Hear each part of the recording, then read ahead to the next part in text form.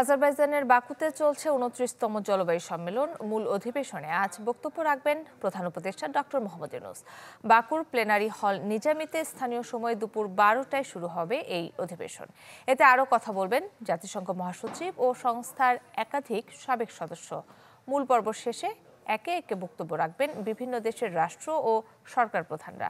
মূল অধিবেশনের পাশাপাশি অন্তত আরও ৩টি গুরুত্বপূর্ণ সেশনে বক্তব্য দিবেন ডক্টর ইউনূস।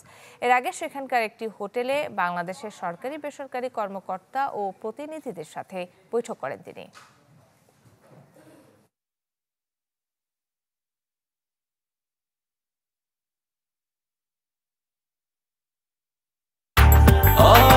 ব্রেকফাস্ট, টিফিন কিংবা স্ন্যাক টাইমে মজাদার আয়োজন মানে অল টাইম ব্রেড।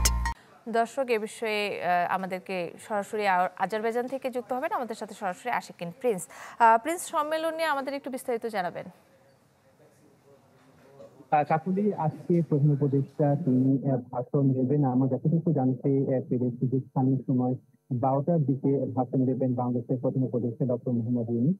এবং কিছুক্ষণ আগে প্রধান উপদেষ্টা যে প্রেস সেক্রেটারি রয়েছে তিনি সাংবাদিকদের সাথে কথা বলেছেন এবং তিনি বলেছেন যে জলবায়ু পরিবর্তনের কারণে বাংলাদেশের যে ক্ষতি হচ্ছে সেই ক্ষতিকর দিকগুলো যাতে এই সম্মেলনে তুলে ধরা যায় এবং তুলে ধরতে পারে, সেজন্য প্রধান উপদেষ্টার পক্ষ থেকে সরকারি যে কর্মকর্তারা রয়েছেন যারা অংশ নিয়েছেন তাদেরকে নির্দেশনা দেওয়া হয়েছে। এবং একই সঙ্গে প্রধান উপদেষ্টা তিনি তার ভাষণে উল্লেখ করবেন যে যেভাবে সভ্যতা গড়ে উঠেছে কার্বন নিঃসরণের মাধ্যমে, সেটি যাতে আবার পুনর্বিবেচনা করা হয়, বিশ্বকে বাঁচাতে, বিশ্বের মানুষকে বাঁচাতে জলবায়ু পরিবর্তনের বিরূপ প্রভাব থেকে।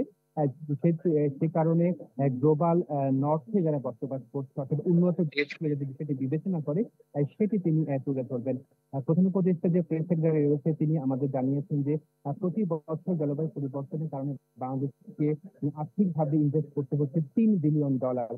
অথচ এই ক্ষতিকর দিক যাতে মিনিমাইজ করা যায় সেখানে প্রয়োজন 11 থেকে 12 বিলিয়ন ডলার। এই যে হিউজ পরিমাণ যে গ্যাপ রয়েছে সেই গ্যাপটি আসলে কে দিবে, মূলত সেই প্রশ্নটি সবচেয়ে বড়।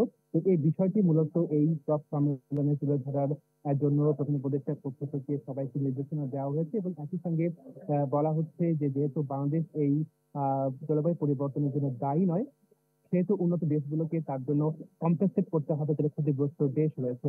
আপনাকে জানিয়ে রাখি যে এর মধ্যে এলডিসি ভুক্ত দেশগুলোর পক্ষ থেকে যে বিবৃতি দেওয়া হয়েছে, এলডিসি ভুক্ত দেশের একটি হচ্ছে বাংলাদেশ এবং সেখান থেকে বলা হয়েছে যে বাংলাদেশ এলডিসি ভুক্ত দেশগুলোকে ক্ষতিকর প্রভাব মোকাবেলায় ২০৩০ সালের মধ্যে কোনো বিলিয়ন নয় $1 ট্রিলিয়ন ক্ষতিপূরণের ব্যবস্থা করতে হবে।